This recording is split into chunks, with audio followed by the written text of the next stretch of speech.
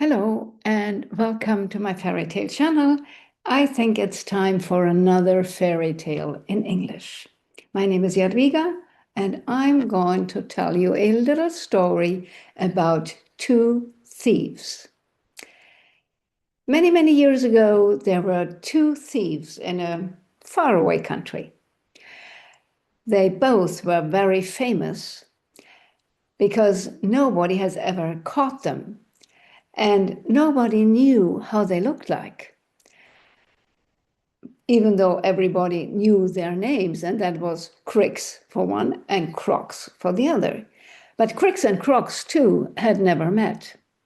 So one day it happened that Krix was sitting in a guest house having a meal, and with him on a table was a stranger. So after a while, Krix wanted to see how late it was when he found out that his watch had been stolen. And he thought, well, there is only one man who is able to steal my watch, and this is Krox. So he secretly took the purse of that other guy, and when he wanted to pay his bill, he found that his purse was gone. And he thought to himself, there is only one single guy who is able to steal my purse, and this is Krix. So he looked at this man at his table and said, "You are Krix." "Right," said he, "and you are Krox." And so they met, and they decided to work together. Now, their first goal was to steal the king's treasure.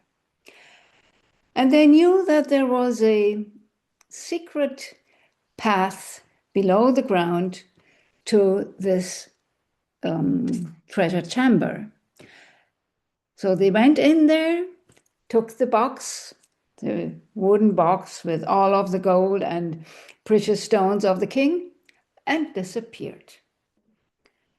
When the king realized that his treasure, his precious treasure, had been stolen, of course he was upset. But he had no idea who had done that, and even if how to get them. So he went into his own prison, where there was quite a smart thief. And he said, "Well, if you help me to find the thief of my treasure, you will be a free man, and I make you minister in my parliament." And the thief said, "No problem. I think there are only two people who would be able to do such a deal, and this is Krix or Krox, or the two of them. So I suggest you raise the price for meat up upon 900 thalers, so that nobody can afford to buy meat. But they have enough money, so you just watch who is going to buy meat, follow him, and then you have him." "Oh, that's a good idea," thought the thief. And next day, the price for meat was 900 thalers. Nobody could buy meat except one man who purchased meat. And the king thought, "I will follow him." So he took a beggar's coat, secretly followed that man into his house, and that was Krix. So the king painted a red cross upon the door of Krix's house. But Krix had realized what had happened and immediately made red crosses upon all of the houses in his neighborhood. And when the king's soldier came to catch him, in which house should they go? They all had the red cross. So that had not worked. The king again went down to the prison and told the thief that his plan had not worked out. Oh, sorry, I have another one. So listen, I'm pretty sure they will soon run out of their money and they will come again. And this time, I'm sure they won't take the way they took last time, because this is known now. This time they will come down the stairs. And I suggest that you put a huge bowl with boiling oil just below the last step so that they step into it and die in the boiling oil. That was done. And the thief was right. It didn't take long. Krox and Krix came down the stairs into the king's treasure chamber. And Krox, who was first, fell into the boiling oil, and Krix could not help him. That was too late. Krox had immediately died in that boiling oil. But Krix cut off his head and took it away with him. So next morning, the king was happy. He had caught the thief, but still didn't know who it was, because this thief had no head. So how could you recognize him? No problem, said the thief, who was still sitting in the prison. Of course, nobody can recognize this body except one person, his widow. She doesn't need a head to recognize her husband. When you show this body, she will know that's him. So you just look where a woman starts to cry when you pass a wagon with that body through the streets. And the thief was right. Krox's widow immediately recognized her husband and started to cry out loudly.